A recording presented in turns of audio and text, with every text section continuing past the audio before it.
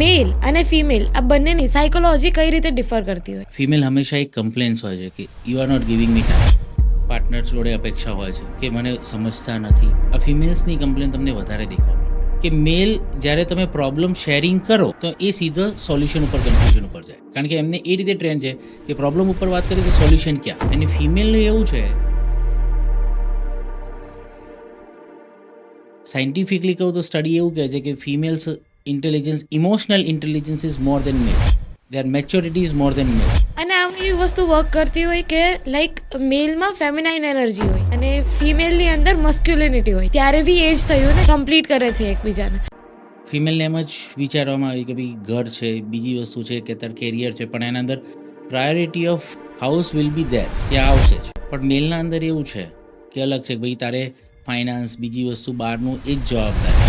Mail can not cry, female can not do certain behaviour. આજકાલ જે તમે red flags ની વાત કરીએ વધી ગયું છે. પેલા શરૂઆતનો જે પીરિયડ હોય, હનીમૂન પીરિયડ હોય, બટરફ્લાય પીરિયડ હોય, અને આફ્ટર દેટ એવું લાગવા માંડે કે હવે તો આ રેડ ફ્લેગ છે, એમ ટોક્સિક રિલેશનશિપ લાગવા માંડે. એ ટાઈમે શું છે કે જે તમે લવ, ડોમિનન્સ ઓફ ઇમોશન્સ, એ ઇમોશન્સના ફ્લોમાં તમે વહેતા હોવ ત્યારે તમને આ રેડ ફ્લેગ્સ એકે દેખાય નહીં. આ ખાડા કાન કરીને બધું ચાલે જતું. એટલે કહેવાય છે કે દિલ દિમાગ ઉપર ભારી પડે ને દિમાગ દિલ ઉપર પણ ભારી પડે. કોઈ પણ બંનેમાંથી એક સ્પિરિચ્યુઅલ કન્ટેક્સમાં કહું તો ગીતામાં એવું કીધું છે કે વર્તમાનમાં રહીને કર્મ કરો, બિંગ ઇન અ પ્રેઝન્સ. બુદ્ધાએ પણ એ જ કીધું છે, મધ્યમ માર્ગ. સાયકોલોજી પણ એ જ કહે છે. ધારો કે કઈ વસ્તુ થઈ છે, ઝઘડો થયો છે, ગુસ્સો આવે છે, ત્યારે કઈ રિએક્ટ ન કરવું જોઈએ. બેટર છે કે સાયલેન્ટ. ગુસ્સો કેટલા ઇન્ટેન્સિટીમાં છે એ પ્રમાણે. મેલ્સ અને ફિમેલ્સમાં જ્યારે કોઈ પાર્ટનર ચીટ કરે છે ત્યારે બંનેનું રિએક્શન કેટલું અલગ હોય છે. I seen so many males, the female cheated them, okay, after marriage even, after kids even. ઇન્ડિયામાં જે જ્યુડિશિયરી સિસ્ટમ પ્રમાણે ડિવોર્સ કરવા બહુ અઘરા છે. હવે જો ટેકનિકલ ભાષામાં કહું તો સિસ્ટમમાં વાયરસ છે અને હાઇડ કરી દીધો તો સિસ્ટમમાંથી વાયરસ ડિલીટ નથી. તમારો આ બર્થ શરૂ થયો ત્યારથી લઈને અત્યાર સુધી તમારી પાસે સર્ટેન અમાઉન્ટમાં લવ હોય, સર્ટેન અમાઉન્ટમાં ટોલરન્સ હોય. તમારી લાઈફમાં જે પણ નેગેટિવ ઇન્સિડન્ટ્સ બન્યા છે, જે દુઃખ ભર્યા છે, જસ્ટ ફીલ કરો.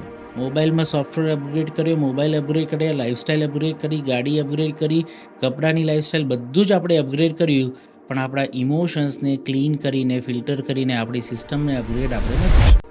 એવું કહી શકાય કે સબકોન્શિયસના લીધે તમને એન્ઝાઇટી આવે. 10% પાવર કોન્શિયસ પાસે છે, 90% પાવર સબકોન્શિયસ પાસે. મેડિટેશનના લીધે આ વસ્તુ ઇમ્પ્રૂવ થઈ શકે. કયું મેડિટેશન તમે કરવા માંગો છો, કયા પર્પઝથી, કયું કરવું જોઈએ? આપણે આપણી જાતને ટાઈમ જ નથી આપતા ને, બેસીને વિચારતા નથી કે ના થવું જોઈએ. પોતાની જાત માટે આપણે નથી વિચારતા. સાયકોલોજીસ્ટ છે શું? Psychologist is nothing, they are helping you out કે તમે તમારી જાતને, તમારા ઇમોશન્સને કઈ રીતે સમજશો અને ખાલી કરશો. આપણા ત્યાં માઇન્ડસેટ એ બનાવેલો છે કે સાયકોલોજીસ્ટ પાસે ગયા મતલબ તું ગાંડી થઈ છે કે ગાંડો થયો છે. કોઈક એવી મિસ્ટેક થઈ ગઈ હોય જેનાથી તમે ઓવરકમ થઈ જ ન શકતો હોય, આખી લાઈફ રિગ્રેટ કરો, એ રિગ્રેટમાંથી બહાર કેમ નીકળો? પહેલું જો સ્વીકારશો તો જ આગળ બીજી વસ્તુ શીખી શકો.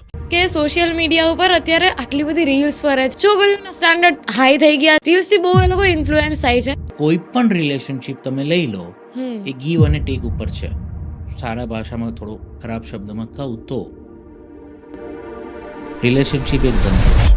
મા બાપ ઘણીવાર બોલે જ છે ને, તમારા માટે તો અમે આટલું કોમ્પ્રોમાઇઝ કરી, ભણી ગણીને મોટા કર્યા, તમે શું કર્યું? તમે તો અમારા માટે આ નથી કરતા.